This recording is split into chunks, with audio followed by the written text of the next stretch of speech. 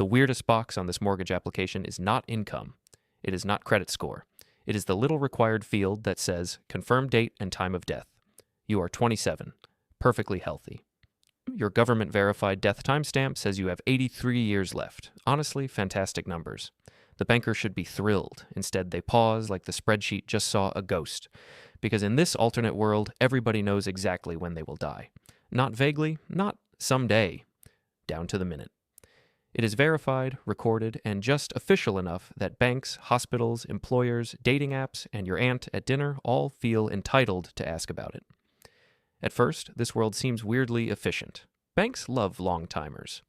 A 30-year mortgage is easy when your lifespan to debt ratio is excellent. Retirement planning becomes brutally simple. If you die at 68, maybe don't build a savings plan for 95. If you die at 110, congratulations, your financial planner has started sweating. Dating apps become even more cursed. Profiles say things like emotionally available, likes dogs, 47 years remaining. Filters appear for minimum remaining years. First dates now include normal questions like, do you want kids? And horrifyingly practical ones like, so, how much future are we working with? Marriage gets strange too. Till death do us part used to be poetic. Now it is a calendar invite. Birthdays also lose market share to countdown parties. Instead of turning 40, you celebrate only 10,000 Tuesdays left, which is somehow less festive and more like being bullied by a spreadsheet. And then there is your friend with 2 weeks left, who arrives at brunch and becomes the most honest person alive. Your band is bad, your lasagna is wet, and I have nothing to lose. Funny, until society starts building categories around it. There are long-timers treated as stable investments, short-timers treated with pity, suspicion, or uncomfortable fascination. Middle-timers, the boring majority, quietly grateful no one is making documentaries about them. Employers might prefer people with decades left for jobs that take years to train for.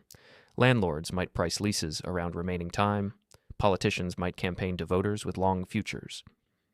Celebrities could live stream their final year, turning mortality into content, because apparently humanity saw death and thought, can this be monetized? Insurance is where things get really weird. In our world, insurance works because nobody knows who goes next. Actuaries use mortality tables and probabilities across huge groups. It is basically civilization and saying, we are all guessing, so let's guess together.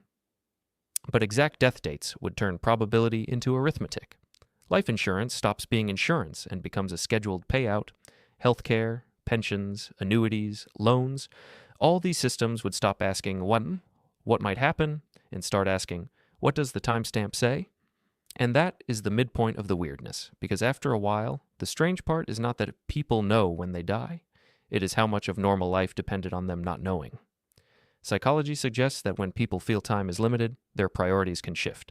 Some may choose deeper relationships. Some may quit terrible jobs. Some may make peace. Others may panic, deny, compare, procrastinate, or use 46 remaining years as an excuse to change absolutely nothing. Knowing the date would not automatically make everyone wiser. It would just give ordinary, messy humans one terrifyingly precise number to obsess over. A person with 80 years left might take ridiculous risks because the calendar says I'm fine.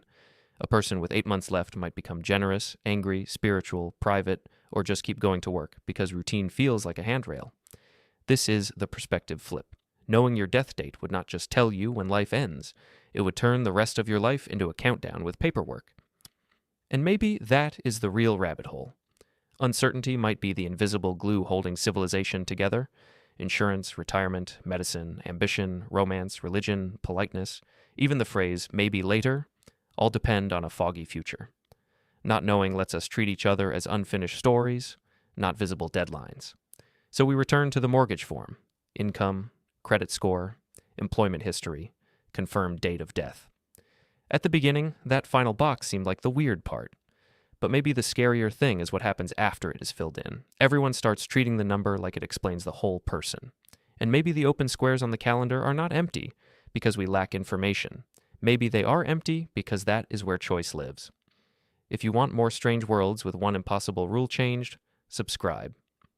And maybe don't put your death date on your dating profile.